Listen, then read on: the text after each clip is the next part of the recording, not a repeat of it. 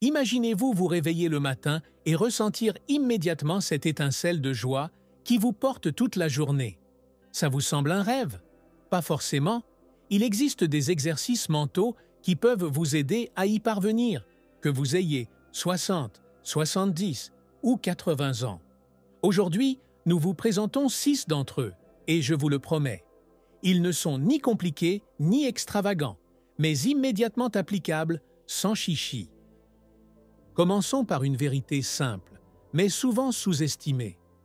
La joie de vivre n'est pas une question d'âge, mais d'attitude. Le cerveau reste capable d'apprendre jusqu'à un âge avancé si on le stimule, on le nourrit et on le maintient actif. Nombreux sont ceux qui sous-estiment l'influence de leur propre façon de penser sur leur quotidien. Ceux qui se font petits intérieurement perçoivent aussi le monde comme petit. À l'inverse, ceux qui orientent consciemment leurs pensées vers de nouvelles directions s'ouvrent à des expériences qui semblaient perdues depuis longtemps. L'un des exercices mentaux les plus puissants est la pratique de la gratitude. Vous pensez peut-être « j'ai déjà vu ça », mais rares sont ceux qui la mettent en pratique régulièrement.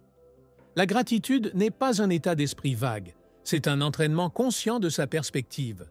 Il est prouvé que nommer 3 choses précises qui se sont bien passées chaque soir modifie la façon dont le cerveau stocke l'information.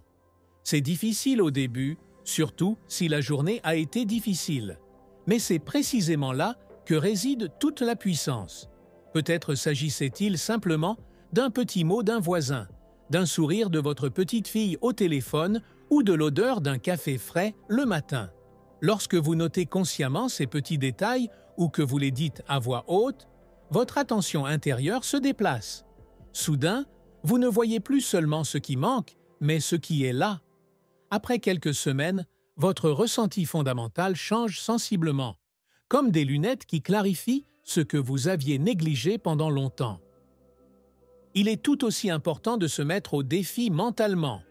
Beaucoup de gens cessent d'apprendre après avoir quitté le monde du travail, pensant qu'il est trop tard. Mais c'est tout le contraire. Votre cerveau adore les nouveaux défis. En vous fixant régulièrement de petites tâches d'apprentissage, vous maintenez vos capacités mentales en forme. Il peut s'agir d'apprendre une nouvelle langue, de jouer d'un instrument, ou même de résoudre régulièrement des mots croisés. Ce n'est pas une question de performance, mais d'attitude. Je suis toujours curieux, je peux encore m'épanouir. Imaginez apprendre quelques mots d'italien et pouvoir discuter avec un serveur lors de vos prochaines vacances.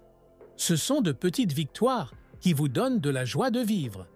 C'est un signal que vous vous envoyez. Je reste actif. Je continue à faire partie du monde. Parfois, cependant, de nouvelles connaissances ne sont pas nécessaires. Il faut plutôt se débarrasser de vieilles pensées. Nombreux sont ceux qui traînent avec eux souvenirs, ressentiments et regrets, les alourdissant comme un sac à dos rempli de pierres. Un exercice simple pour s'en débarrasser est l'écriture consciente. Prenez une feuille de papier, asseyez-vous et notez ce qui vous pèse encore. Il ne s'agit pas de former de belles phrases, mais d'être honnête. Une fois terminé, ne relisez pas le papier, déchirez-le plutôt. Cet acte peut paraître simple, mais il a un effet psychologique considérable. Votre esprit comprend. Je l'ai laissé sortir. Je n'ai plus besoin de le porter en moi.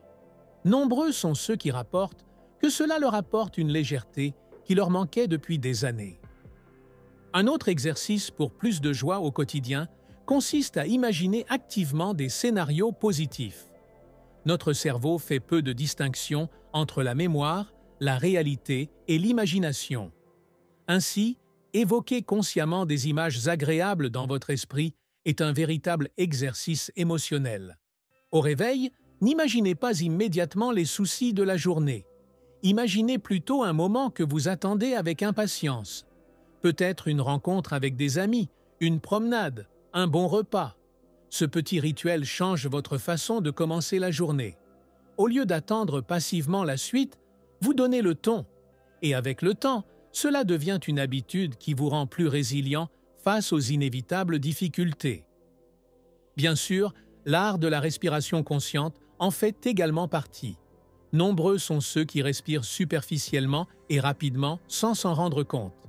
Pourtant, la respiration est l'accès le plus direct au calme et à la clarté. Un exercice très simple. Asseyez-vous confortablement, fermez les yeux et inspirez profondément pendant 4 secondes. Retenez votre respiration pendant 4 secondes, puis expirez pendant 6 secondes. Répétez cet exercice plusieurs fois. Vous constaterez que votre corps se détend, que votre rythme cardiaque se calme et que votre esprit s'éclaircit. Vous pouvez utiliser ce petit outil à tout moment, pour vous endormir, après une dispute, avant un rendez-vous chez le médecin.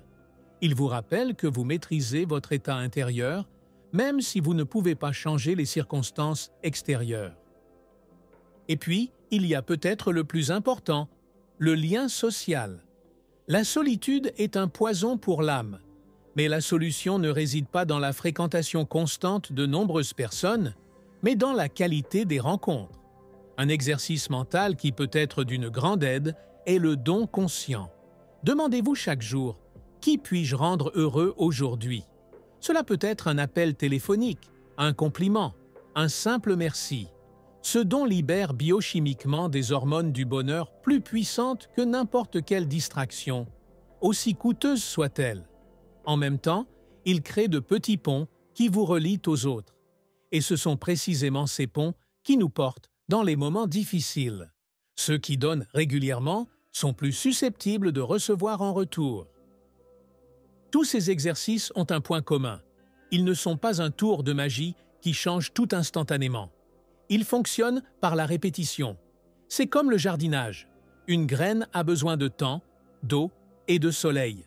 Ce n'est qu'avec de la persévérance qu'elle deviendra une plante. Beaucoup abandonnent trop tôt, ne constatant aucun changement au bout de 2 jours. Mais ceux qui comprennent que la force mentale est un entraînement persévéreront. Et soudain, après des semaines ou des mois, on remarque, on se sent plus léger, plus clair, plus heureux. Un exemple quotidien, imaginez que vous êtes assis au petit déjeuner.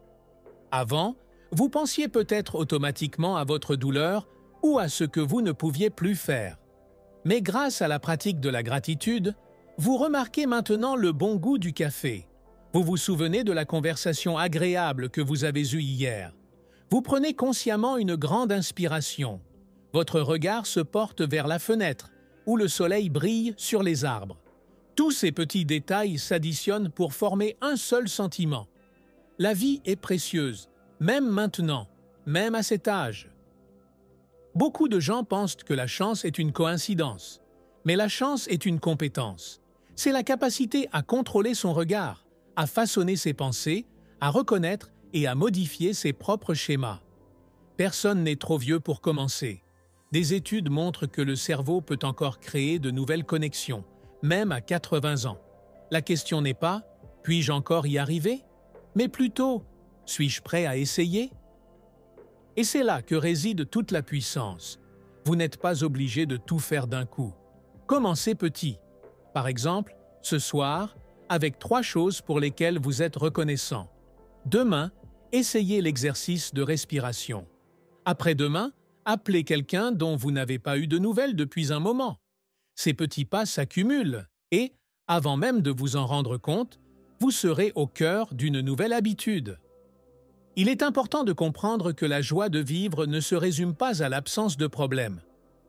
Tout le monde en rencontre, surtout en vieillissant, avec ses problèmes de santé, ses pertes et ses limites. Mais la joie de vivre, c'est ne pas perdre de vue les aspects positifs malgré cette réalité.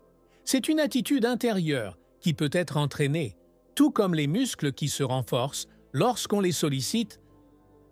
Vous avez accumulé des décennies d'expérience, traversé des hauts et des bas. C'est précisément ce qui vous donne la sagesse de pratiquer ces exercices avec une profondeur qu'un jeune ne pourrait peut-être pas encore atteindre. Il ne s'agit pas de se sentir plus jeune ou de nier son âge. Il s'agit de le vivre avec dignité, clarté et joie. Et plus vous assimilerez ces exercices, plus vous comprendrez qu'il n'est jamais trop tard. Chaque jour offre l'occasion de renouveler votre perspective, de réorganiser vos pensées et de ressentir de la joie. Vous le voyez, la joie de vivre, même après un certain âge, ne dépend pas du hasard, mais plutôt de petites décisions prises au quotidien.